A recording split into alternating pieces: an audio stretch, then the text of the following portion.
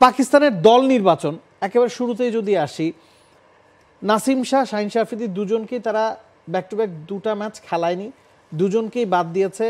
শাহিন শাহ আফ্রিদিকে তারা বাদ দিয়েছে, নাসিম শাহকে বিশ্রাম দিয়েছে। একটু কি মনে হয়েছে যে এই বোলিং লাইন আপের এক্সপিরিয়েন্স কম এবং এক্স ফ্যাক্টর বলতে যেটা বোঝায় বাংলাদেশের ক্ষেত্রে যেটা নাহিদ রানা করেছেন সেই জায়গাটা এই দলটার ঘাটতি আছে? এর কারণ হচ্ছে পাকিস্তানের পুরো বোলিং লাইন আপ যদি আমরা দেখি, সব মিলিয়ে 4 জন মূল বোলার টেস্ট খেলেছেন 20টা, আবরার 7টা টেস্ট খেলেছেন, এছাড়া মীর হামজা 6টা, বাকি দুজন মোহাম্মদ আলী ও খুররাম শাহজাদ মিলিয়ে 6টা। ইনএক্সপিরিয়েন্সের কারণে কি পাকিস্তানের এই হার কিনা? এবং টিম কম্বিনেশন চুজ করতে তারা প্রথম টেস্টেও ভুল করেছে, একজন স্পিনারও খেলায়নি, সেকেন্ড টেস্টেও একসাথে দুজনকেই বাদ দিয়ে দিল। এখন এমনই ফুরফুরে মনে থাকবে সবাই, বসুন্ধরা টয়লেট্রিজ, ফুরফুরে মন সারাক্ষণ।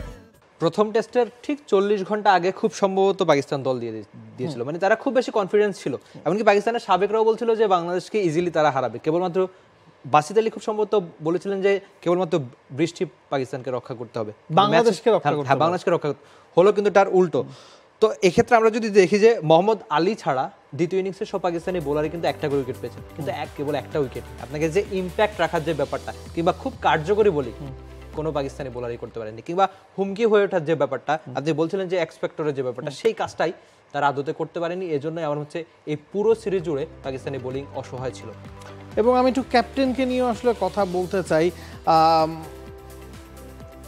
ক্যাপ্টেন শান মাসুদ তিনি যেভাবে তার বোলারদেরকে ব্যবহার করেছেন সেখানেও কিছুটা ঘাটতি তো নিশ্চিতভাবেই ছিল। এবং ফিল্ডিং সেটআপের বিষয়টা নিয়ে আসলে একটু নজর টানতে চাই। মুশফিক বাদ দিয়ে যেই লেফট হ্যান্ড ব্যাটসম্যানরা ছিলেন, আমরা শান্তর ক্ষেত্রে দেখেছি, মুমিনুলের ক্ষেত্রে দেখেছি, সাদমানের ক্ষেত্রে দেখেছি, থার্ড স্লিপ দিয়ে 3-4টা ক্যাচ কিন্তু গিয়েছে, যার মধ্যে একবার সালমান আলী আগা ডাইভিং এফোর্টে ক্যাচ ধরার চেষ্টা করছিলেন, সাদমানেরটা সেটা মিস হয়েছে। এবং থার্ড স্লিপ খুব কম সময়েই আসলে শান মাসুদ ডিপ্লয় করে রেখেছিলেন। আপনি যখন 185 রান ডিফেন্ড করতে নামবেন, পঞ্চম দিনের খেলা চলছে, আপনি জানেন যে আপনি কখনোই ম্যাচটাকে ড্রর দিকে নিতে পারবেন না। ম্যাচটা বাংলাদেশ জিতে যাবে যদি আপনি 10 উইকেট নিতে না পারেন। সেক্ষেত্রে আপনাকে অল আউট অ্যাটাকে যেতে হতো, যেহেতু রানটা কম ছিল, অ্যাটাকটা হয়তো আরও বেশি করা দরকার ছিল।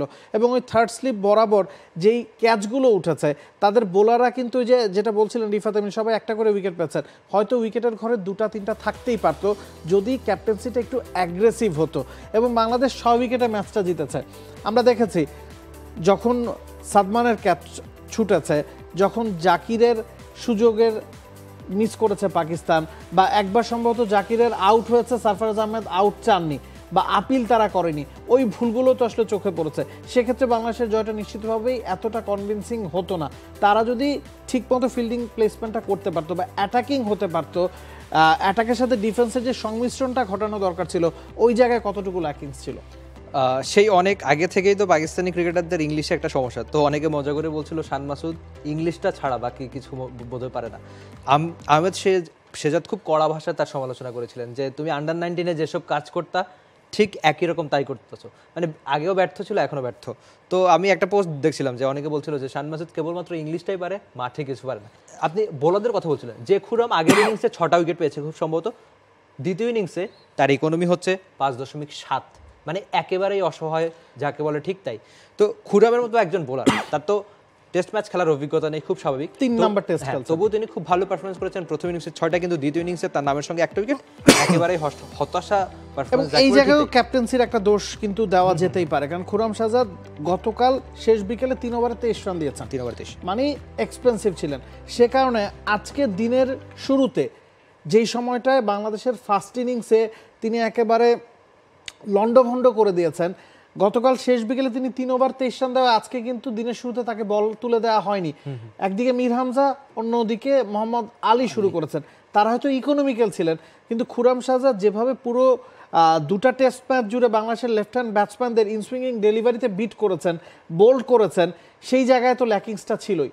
3-4টা ওভার আপনার খারাপ যেতে পারে, কিন্তু আপনি একজন ক্যাপ্টেন হিসেবে অবশ্যই আপনার আগে বিলিফটা তো দেখাবেন। একদম যে বোলারটা আপনার আগের ইনিংসে 6টা উইকেট নিয়েছেন, একেবারে বাংলাদেশের টপ অর্ডার ধসিয়ে দিয়েছে, সেই বোলারই পরের ইনিংসে বল করতে পারলো না, কিংবা তার ইকোনমি 5.7 হয়ে যায়, এটাই তো সবচেয়ে বড় ব্যর্থতা ক্যাপ্টেন হিসেবে শান মাসুদের। What about Abrar Ahmed? খুব কথা হলো যে বাংলাদেশ পাকিস্তান একজন স্পিনার ছাড়া প্রথম টেস্টটা খেলেছে, সেকেন্ড টেস্টেও আবরারকে একেবারেই নির্বিষ মনে হলো।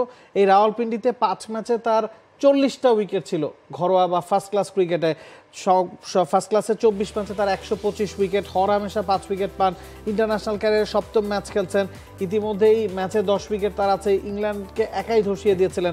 বাংলাদেশকেই খুব ভালো খেলেছে তার এগেনস্টে, কারণ লেগ স্পিনারদের বিপক্ষে বাংলাদেশের ব্যাটসম্যানদের একটা দুর্বলতার কথা আমরা জানি, তবে একেবারেই নির্বিষ বানিয়ে ছেড়েছে আবরারকে।